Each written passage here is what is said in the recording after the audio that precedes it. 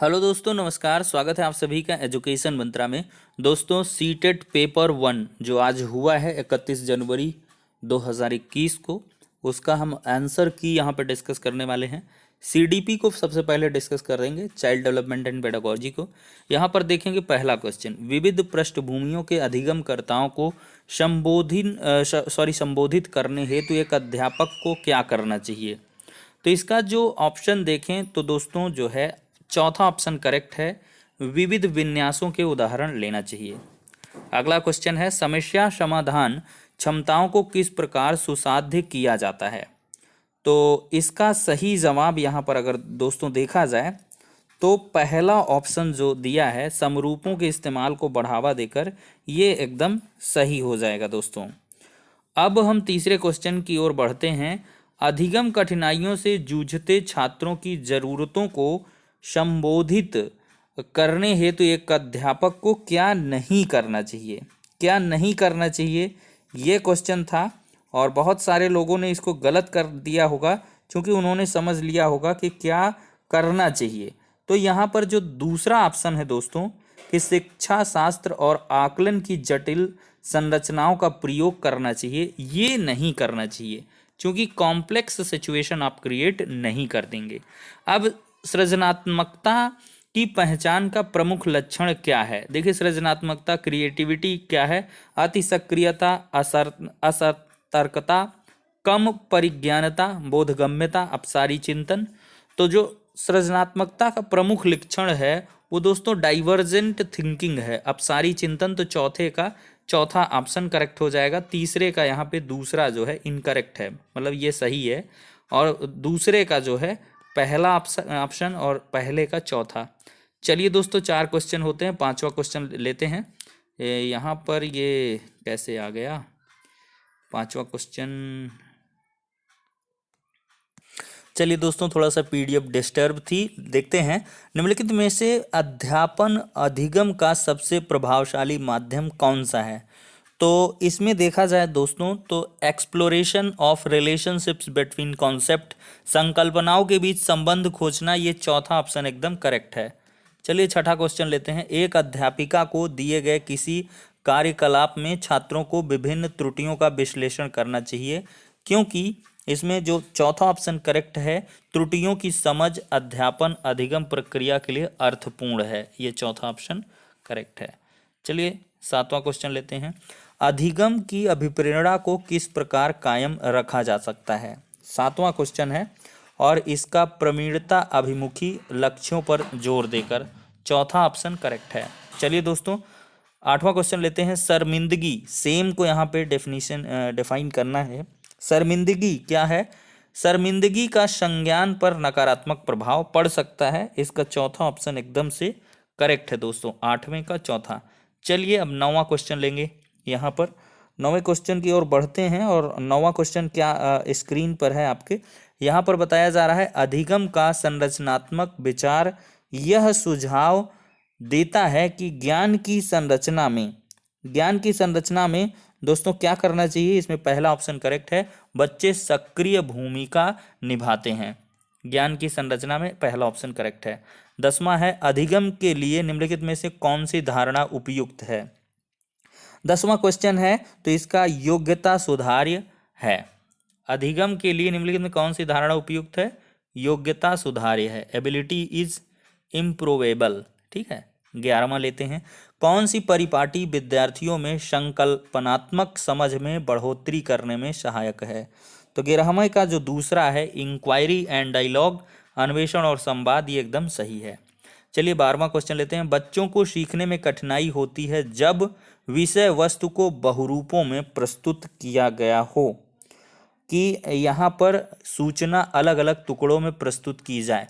बच्चों को सीखने में कठिनाई कब होगी, जब अधिगम सामाजिक संदर्भ में होगा तो बढ़िया अधिगम होगा, वो आंतरिक रूप से अभिप्रेरित हों, बढ़िया होगा। सूचनाएं अगर अलग अलग टुकड़ों में प्रस्तुत की जाएंगी तो अधिगम में कठिनाई होगी। देखिए, अधिगम की सर्वोत्तम अवस्था कौन सी है। यहाँ पे 13वां क्वेश्चन है, अधिगम की सर्वोत्तम अवस्था कौन सी है। तो यहाँ पर मॉडरेट वाला जो ऑप्शन है, संतुलित उत्तेजना और कोई भय नहीं, ये सर्वोत्तम अवस्था होती। 13वां क्वेश्चन हो गया। चलिए 14वां क्वेश्चन लेते हैं यहाँ। बच्चे के विकास की व्यक्तिगत विभिन्नताओं को किस प्रकार से प्रतिरूपित किया जा सकता है? तो यहाँ पर दोस्तों दूसरा ऑप्शन करेक्ट है, आनुवंशिकता एवं पर्यावरण की पारस्परिकता पर।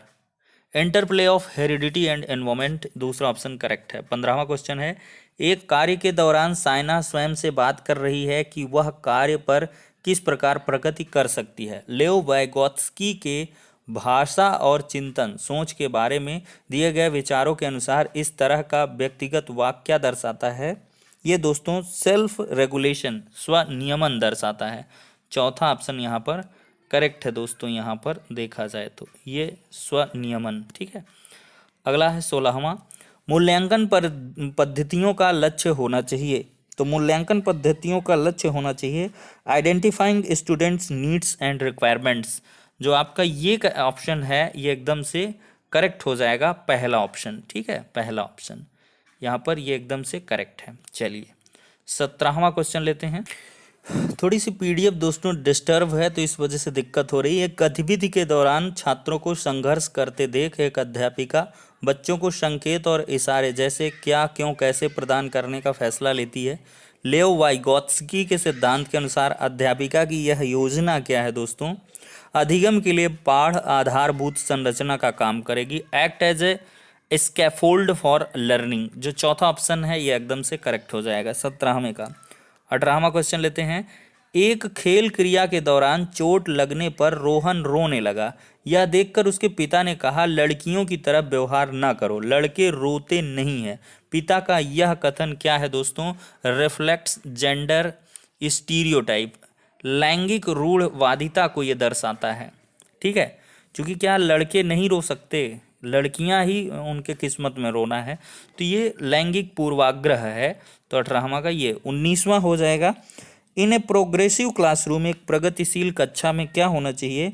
Ample opportunities should be provided for construction of knowledge. जो पहला ऑप्शन है एकदम से करेक्ट हो जाएगा, ठीक है दोस्तों। चलिए 19 क्वेश्चन हो चुके हैं। अब 19 के बाद फिर से मुझे ऊपर चलिए आ चुके हैं। लॉरेंस कोहलबर्ग के सिद्धांत के अनुसार किसी कार्य को इसलिए करना क्योंकि दूसरे इसे स्वीकृति देते हैं नैतिक विकास के किस चरण को ये दर्शाता है? 20वां क्वेश्चन बहुत ही मस्त क्वेश्चन है। अगर इसका जवाब देखें तो ये कन्वेंशनल है, प्रथागत है। ये चौथा ऑप्शन करेक्ट है। चलिए 21वां लेते हैं, बच्चों के सामाजिकरण के संदर्भ में निम्नलिखित में से कौन सा कथन सही है? सोशलाइजेशन में तो school is a secondary socialisation agent and family is a primary socialisation agent, ये एकदम करेक्ट है। विद्यालय जो है द्वितीयक होता है सामाजिकरण का, और प्राथमिक क्या होता है? वो परिवार होता है। चलिए बहुबुद्धि का सिद्धांत किस पर जोर देता है?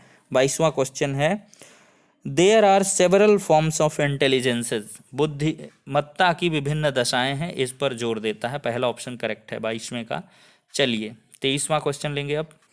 चलिए दोस्तों मिल चुका है, बड़ी मुश्किल से मिला। जीन पियाजे के संज्ञानात्मक विकास के सिद्धांत में पूर्व संक्रियात्मक अवस्था में विकास का मुख्य गुण क्या होता है? एबिलिटी टू कंजर्व एंड, यहाँ पर दोस्तों थोड़ा सा ब्लर है, संरक्षण और पदार्थों को क्रमबद्ध करने की क्षमता। ये ऑप्शन करेक्ट होगा।